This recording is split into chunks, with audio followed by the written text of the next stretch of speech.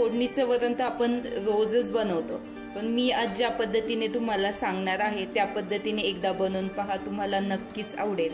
हाय नमस्कार, मी सुप्रिया आणि सोनचाफा मराठमोळी चव यामध्ये आपलं स्वागत आहे। आज आपण फोडणीचं वरण करणार आहोत, एका वेगळ्या पद्धतीने आहे, त्यामुळे व्हिडिओ शेवटपर्यंत पाहायला विसरू नका, कारण व्हिडिओच्या शेवटी मी एक पदार्थ यामध्ये टाकणार आहे, तो कोणता त्यासाठी व्हिडिओ शेवटपर्यंत पहा।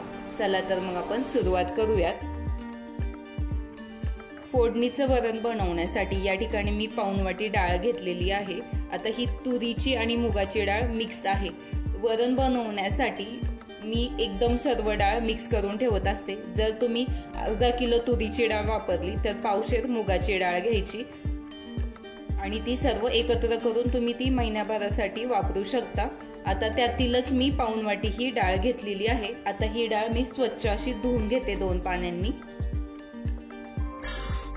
जर तुम्ही कुकर मध्ये डायरेक्टली शिजवणार असाल तर तसेही चालेल, पण मी डब्यामध्ये ही शिजवून घेणार आहे ना, हाच डबा कुकर मध्ये ठेवणार। आता यामध्ये थोडीशी हळद पावडर टाकून घ्यायची आहे आपल्याला आणि यामध्येच थोडंसं तेल टाकायचं, एक अर्धा चमचा, जेणेकरून ही जी डाळ आहे ती व्यवस्थित अशी शिजली जाते आपली। आता आपण याच्या 4 शिट्ट्या करून घेऊयात हा डबा कुकर मध्ये ठेवून। आणि 4 शिट्ट्या झाल्याच्या नंतर ना कुकर थंड करून घेतला मी आणि हे पहा आपली डाळ मस्त अशी शिजली गेलेली आहे। चमच्याने छान अशी घोटून घ्यायची आहे आपल्याला, म्हणजे अशी एकसंध तयार होते ही। हे पहा मस्त अशी घोटून घेतलेली आहे। आता यामध्येच आपल्याला जितकं वरण हवं आहे तितकं तुम्ही गरम पाणी ओतायचं आहे। हे साईडला ठेवून देऊयात आणि तडकाची तयारी करूयात। कढई घेतलेली आहे, यामध्ये आता आपण तेल टाकून घेऊयात।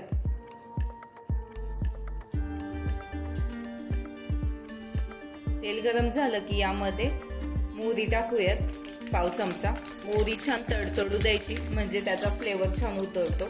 आता यामध्ये जिरं थोडंसं, हिरवी मिरची घेतलेली आहे बारीक कापून, असे थोडेसे मोठे मोठे ठेवलेले आहेत काप, आणि कढीपत्त्याची पाने 5 ते 7, यामध्ये थोडंसं खोबऱ्याचा तुकडा आणि 7 ते 8 लसूण पाकळी टेचून घेतलेली आहे मी छान अशी।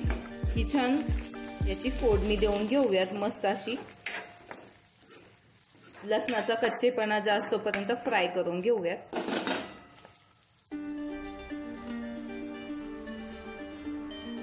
आता यामध्येच आपण हळद आधी टाकलेली होती, तरी एकदम थोडीशी हळद टाकून घेऊयात आणि अर्धा टोमॅटो छान असा सॉफ्ट करून घ्यायचा आहे आपल्याला यामध्ये तेलामध्ये। बारीक चिरलेली कोथिंबीर टाकून घ्यायची आहे, जेणेकरून तेलामध्ये कोथिंबीर फ्राय झाली की त्याचा कलर खूप छान येतो। आणि पाव चमचा हिंग शेवटीच टाकायचं, म्हणजे तेलात जळलं जाणार नाही ते मसाल्यांमध्ये। मस्त फोडणी तयार झालेली आहे। आता आपण यावर जी डाळ शिजवलेली आहे ती टाकून घेऊयात। गॅसची फ्लेम ही एकदम लोच ठेवायची। मध्ये चवीनुसार मीठ टाकून घेऊयात। आता आपण गॅसची फ्लेम जी आहे ती हाय करायची आणि याला एक उकळी येऊन द्यायची आहे। मला डाळ घट्ट वाटत असेल ही, तर यामध्ये थोडंसं पाणी अजून तुम्ही टाकू शकता, तुमच्या आवडीनुसार पाणी कमी जास्त करू शकता। अजून एक पदार्थ टाकायचा आहे, तो मी पुढे सांगते।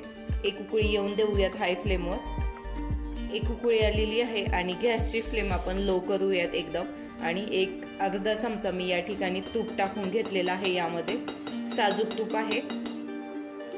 आणि आता पुढील जवळजवळ 4 ते 5 मिनिट एकदम लो फ्लेमवर आपल्याला याला उकळी येऊन द्यायची आहे, जेणेकरून जो तुपाचा फ्लेवर आहे तो मस्त असा यामध्ये उतरेल आणि याची टेस्ट खूप छान लागेल।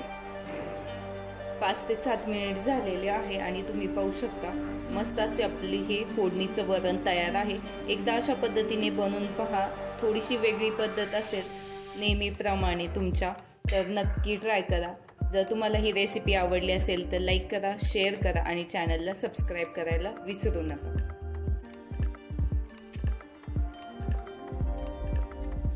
हाय, नमस्कार.